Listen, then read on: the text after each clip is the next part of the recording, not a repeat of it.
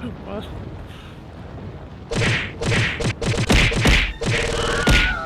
Resident Evil 5 is something of a weird game. This series, Resident Evil, has always been horror, historically speaking, but Resident Evil 5 is more of an action game than anything else. And I think that the game has certainly developed a reputation for being kind of kooky and strange, though certainly not to the same extent that Resident Evil 6 is. But one thing that really struck me whenever I was replaying it recently with a friend is the fact that it feels so cohesive. Because Resident Evil 5, I think, is kind of a weird, strange turn for the series just because of the fact that it is straight up an action game. There's no attempt made at being a horror game. And I think contrary to what a lot of horror purists would have you believe, Resident Evil has always had a certain degree of action to it. I mean, freaking every single boss fight ends with the final boss being blown up by a rocket launcher.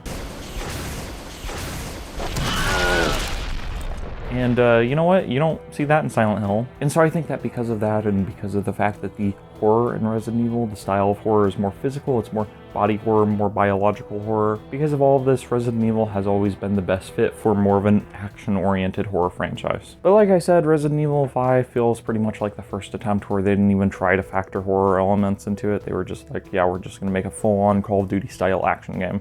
Resident Evil 5.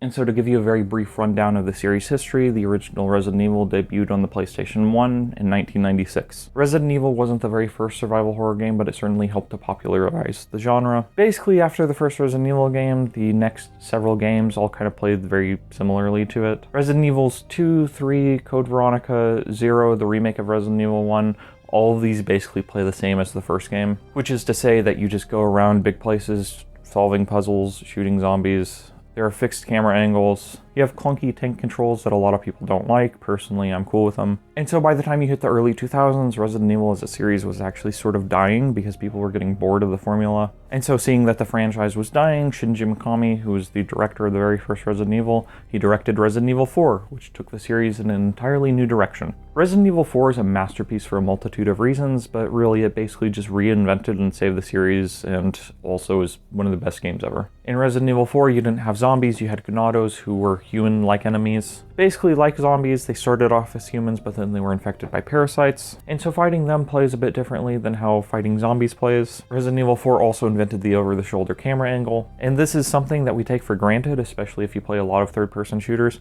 but this is the first game to have it. Also, Resident Evil 4 took the series in a completely different direction, because instead of trying to survive like a haunted mansion or anything like that, you're just going through a series of places trying to find the president's daughter and save her. So compared to the rest of the series, Resident Evil 4 has a completely different vibe to it, and basically there isn't anything before it that is similar to Resident Evil 4. Resident Evil 4 was a massive hit, and it's been ported to pretty much every system ever. This game sold a bajillion copies, and there are people I know who aren't even Resident Evil fans who love Resident Evil 4 just because it is that good of a game. And so along with all the other changes made, Resident Evil 4 plays much more like an action game compared to the earlier Resident Evil games. And it's a fun action game is the thing. There are still horror elements to it. You do have a spooky gothic castle, you do have mines, there are some nighttime levels that are more creepy. And so while I don't think that Resident Evil 4 is a survival horror in the same way that the earlier games are, I think that it is fair to call it an action horror game. And so if you look at some of the early stuff with Resident Evil 5, it looks like they were more or less just trying to repeat Resident Evil 4, just with a different character and setting. With Resident Evil 4, they took Leon, who was the protagonist of Resident Evil 2, and they stuck him in, it's not Spain, but it's like an unidentified European country. And so with Resident Evil 5, they decided to take Chris, who is the protagonist of Resident Evil 1, and stick him in a fictional African country. And Resident Evil has always been kind of interesting in this regard because it doesn't carry the same protagonist over from one game to the next. You do have repeat protagonists, obviously. Like I just said, you have Leon, and you have Chris, and you have Jill, and you have Claire, and you have Rebecca, and you have Ada Wong, and you have all these characters who show up from game to game. But unlike something like Uncharted, for instance, that has the same protagonist all the way through, Resident Evil isn't really like that. And so I think Leon is definitely the fan favorite protagonist, but Chris Redfield, for being completely honest, is kind of the main character of Resident Evil. And that's kind of a bold statement on my part, I think. But I think that Chris Redfield has appeared in more mainline entries than any other character. Like I just said, he was in Resident Evil 1, he was in Code Veronica X, he was in 5, he was in 6, he was in 7, he was in 8. He was in Resident Evil Revelations, which I think is a great game that's super underrated. And Chris Redfield is a character that I think has a super interesting character arc all the way through the series. Basically in Resident Evil 1, as with Jill Valentine, he's just part of STARS, he's part of this police force, and they go and they investigate the Spencer mansion, and they find zombies and zombie sharks and evil plants and whatever else. And that's where they discover that the pharmaceutical company Umbrella is behind a bunch of nasty experiments. And also it turns out that their police captain, Albert Wesker, is behind a lot of garbage. He's like one of Umbrella's head scientists, and Chris laughs at him. Is this? That's right. This is the ultimate life form. Tyrant! Chris? Stop it.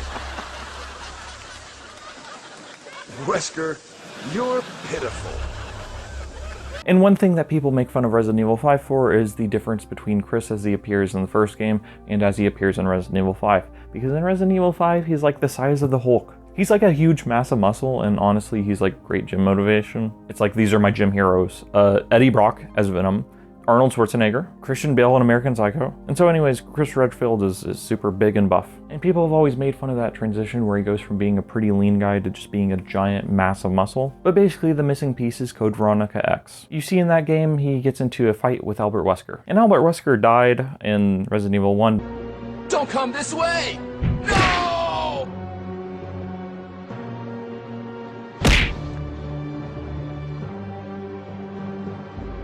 But then he came back because prior to dying, he had injected himself with a virus, and the virus brought him back and gave him Matrix powers. And Albert Wesker is evil, and Chris Redfield is a good guy, and so he wants to stop the evil Wesker. And Wesker is like beating up Chris's sister Claire, and so Chris goes and he attempts to fistfight Wesker. And basically, whenever you go into this cutscene and you finally get to see Chris Redfield take on Albert Wesker, you think that since Chris Redfield is the good guy, he's gonna come out on top. And you think that it's gonna be a tough battle. But Chris Redfield is gonna, no. Wesker just beats the crap out of Chris. Because Wesker has Matrix powers. He's like super strong and he's super fast. And basically he just like kicks the crap out of Chris.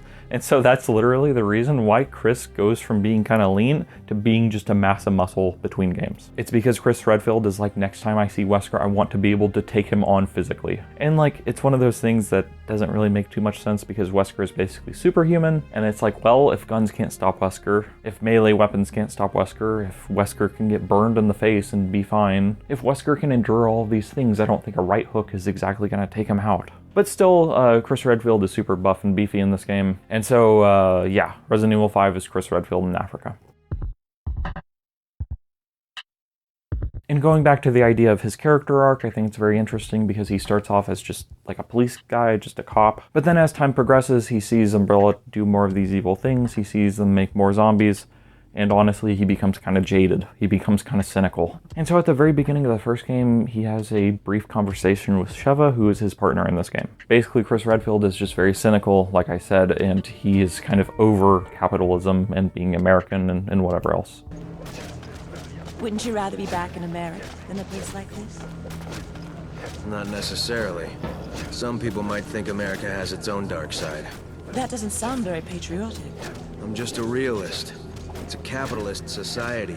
Not everyone is cut out for that. And that's a kind of characterization that carries through to the next few games in the series. Leon is kind of the haha one-liner guy, but like Chris Redfield is not like that. I think it's also important to note that this game came out during a time when Call of Duty was the big thing. And not only was it Call of Duty, it was like Battlefield and GTA and Fallout and Red Dead Redemption. Basically, you just had all these big-time military games starring soldiers. You had cover-based shooters like Gears of War. Uncharted was another one that was really big. And so during this time period, during the late aughts or early 10s, that's a weird way to say it, but like during the early 2010s, during this time period, all these Japanese developers felt the need to try to copy American developers. And so that's where you get games like this one, Resident Evil 5 or Resident Evil 6 or DMC Devil May Cry. Basically, you just have all these different Japanese series that are trying to copy American developers. And I think that's an important thing to remember whenever you're playing Resident Evil 5 and you see some of the cover stuff. But more importantly, I think that this applies to the co-op aspect of Resident Evil 5. You see, Resident Evil 4 was an action game, but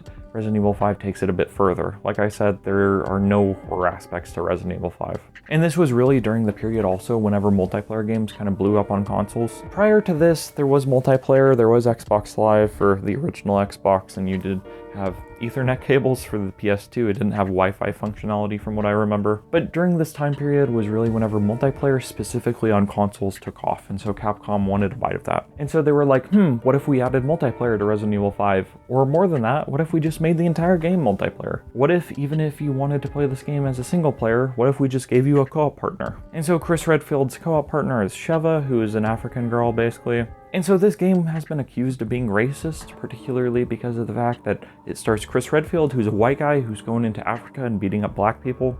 And so I think that to combat that accusation, Capcom added in a bunch of different enemy models, including one guy who looks like Joseph Stalin. And also they made it so that way Chris Redfield's co-op partner, Sheva, was an African girl from the country that you were in. Sheva, I think, is a really underrated character because I think that she's actually quite a likable character. She's a girl who cares about the country, and she's brave, and she cares about the people. She hates the fact that people like Wesker have come in and ruined her country, and honestly, she's working to save it. And so I think that because of those reasons alone, I think Sheva is a really wonderful character. But I will say that I don't think that she gets enough screen time, and I don't think Chris Redfield gets enough screen time. And so I think I like both of the characters. I like Chris Redfield and I like Sheva Alomar, but I do think that the game could have done more with them. You see this trope quite a bit where you have like the young rookie who's naive and optimistic, and then you have the old cynical vet. And I think that is a trope that could have worked well with this game. And they don't really do too much with that, even though, like I said, especially in the beginning of the game, Chris Redfield comes off as quite cynical. And if you listen to the way that the characters talk to one another, or the way they talk to the various squads and teams they encounter, it sounds very much like a military game, a la Call of Duty or Battlefield. And it does kind of make sense, honestly, within the context of Resident Evil, that like, if there are monster outbreaks, you know, and have been monster outbreaks at this point in the game series for like a decade, if that keeps on happening, then yeah, it makes sense that you would send in like some kind of tactical units. And so I think in that sense, I think Resident Evil was always destined to become more of an action series just as time passed on by. So as I said, this game has been accused of being racist. Is it? I don't think so. Like I said, it definitely feels like Capcom took some pains to address the racism accusations. Again, they added in a co-op partner who's African. They changed a bunch of the character models so that way it's not just a white guy beating up black people. But really also I think like a big reason why this game isn't racist is because of the fact that it's made by Japanese developers. And so that alone is like, in my mind, it's like the biggest reason why this game isn't racist, because I think you would be able to make a strong argument that the game was racist if it was made by like white developers, basically. Like if a bunch of white people made a game about a white guy beating up a bunch of black people, that would not go over well, but that's not really what happened here. And as I've said, it does feel like they just kind of took the Resident Evil 4 formula and they just tried to move it to a different setting. No one had any kind of issue whenever Leon went to Spain, you know, a country that wasn't really Spain, and whenever he just killed everyone there. And so I think the accusations of racism are kind of stupid. And so here's where we get to the part of Resident Evil 5 that I really want to talk about. It's lunacy. This game is whack. Some of the ideas in it are just outright deranged and insane. I'm thinking about the part where you have a bunch of dudes on motorcycles who are like whipping you with chains like Ghost Rider.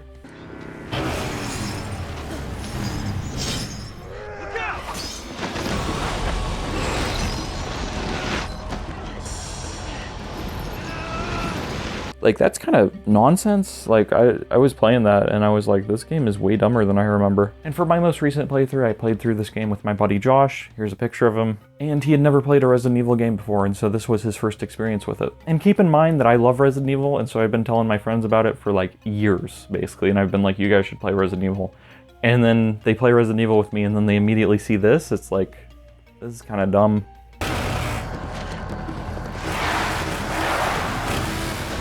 Yeah, no, for real.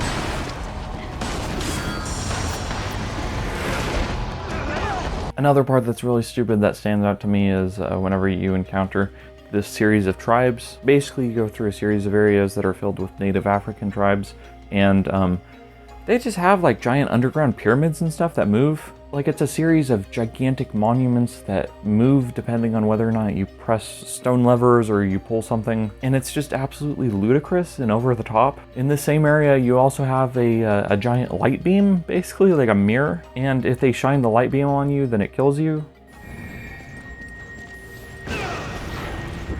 And it torches the stone sidewalks and walkways in this area. And it's just completely absurd and over the top, basically, because it's like, how did we get here? And Resident Evil 5, I think, is one of those games where with Resident Evil 4, there are some pretty absurd moments. And so with Resident Evil 5, they were like, how do we push this even further? And so you just have like all these like native African guys, and like I can definitely see how some of this could be seen as racist or questionable at the very least. But yeah, you got like these giant big guys that have been infested with parasites and stuff, and it's kind of weird.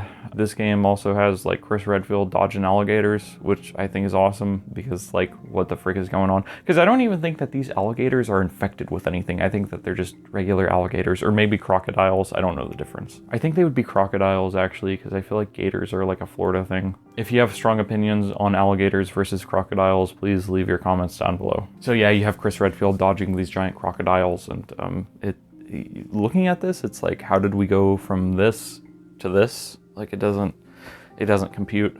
This game is noteworthy because of the fact that people make fun of Chris Redfield punching a giant boulder when he's in a volcano and he punches the boulder into lava. But the thing is that like, I don't even know if that's the most absurd thing to happen in this game. There's a cutscene also where you're fighting Wesker and he's on an airplane, and the death states are some of the funniest things I've ever seen. This game is full of quick time events, and honestly it's really easy to like forget to press a button, and so if you don't press a button, Wesker kills you instantly. I really like the fight with Jill because it's so absurd. Basically, your old partner Jill Valentine has been abducted by Wesker, and she's been brainwashed, and she has some kind of weird spider thing on her chest, like she's Spider-Woman. And so you have to like fight her and get it off her, but the problem is that she keeps on hissing like a cat, and it just kept on making my buddy Josh laugh, because you're just fighting this chick and then she like runs up walls and then she like hisses at you like she's feral, and then Josh just kept on killing her.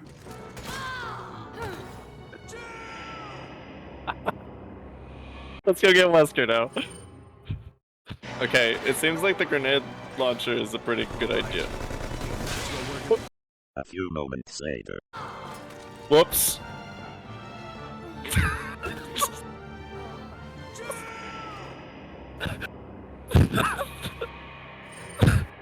And then also, I kept on killing her.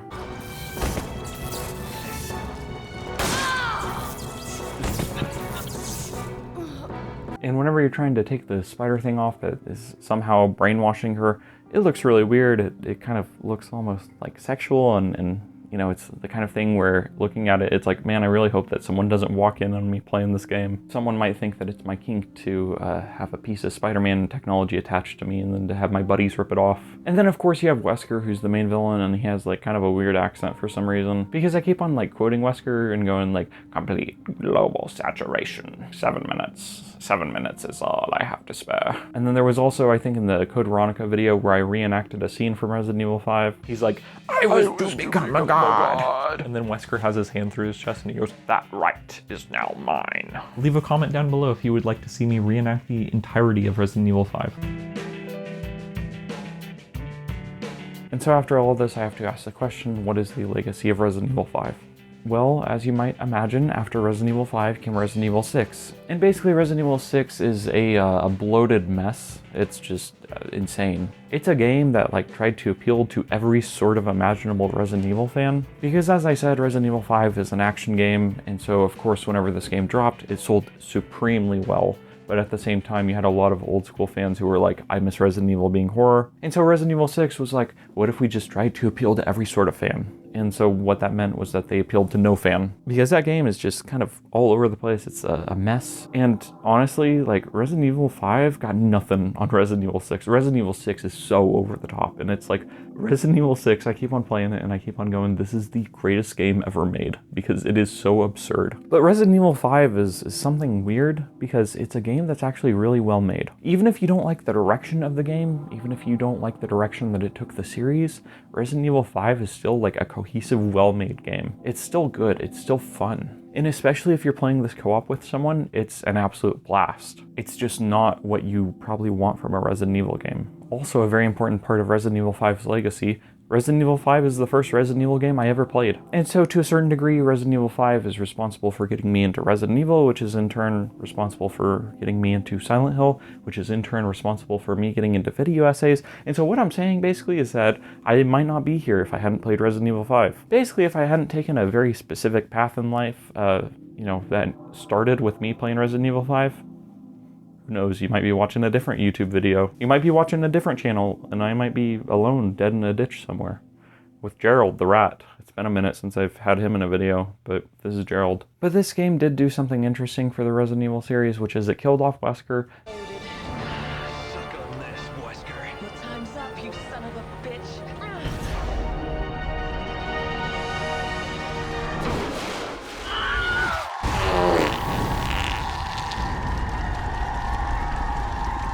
Meaning that the game series has not really had a strong villain ever since. You have strong villains from game to game, so for instance 7 had the Bakers, 8 had the 4 people, it had Lady D, who a lot of porn was made of. A lot of fetishes were awakened because of Resident Evil 8. Resident Evil 2 had Umbrella, Resident Evil 3 had Umbrella, Resident Evil 4 had Sadler. And the Resident Evil 4 remake kind of hints that they're going to remake Resident Evil 5 eventually. We'll see if they do. This game is kind of ludicrous and over the top, and so I don't anticipate them keeping a lot of stuff about it, honestly, which is sad.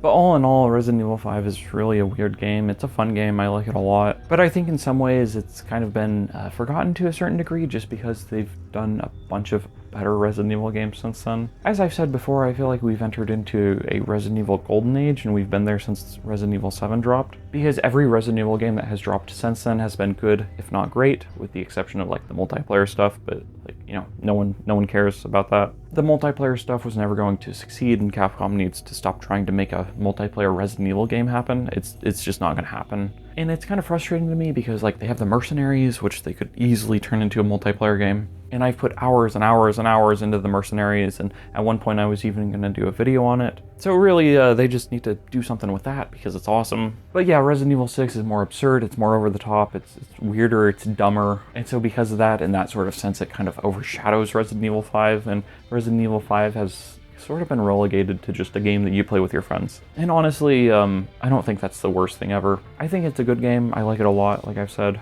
But if someone told me this was their favorite Resident Evil game, I would kind of like look at them weird. I would be like, for real? Resident Evil 5? But with all that being said, it's worth playing if you haven't played it before, especially if you play it with a friend. So this is what I got. I gotta go work out with my buddy at the gym, so thank you for watching. I have to become like Chris Redfield, so that way I can beat up a guy with sunglasses. Just some guy with sunglasses. Anyways, thank you for watching, have a nice night, and goodbye.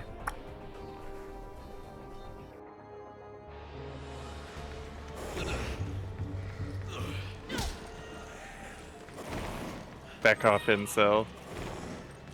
Hold on, I got a plan. I don't have a plan. I thought I had grenades, but I don't.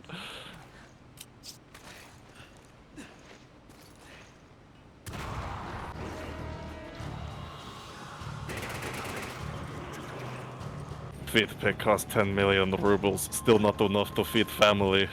Huh. Okay. Oh, that was actually pretty cool.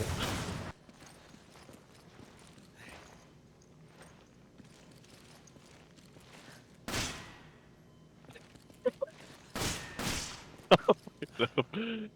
Come on! Come on! Come on!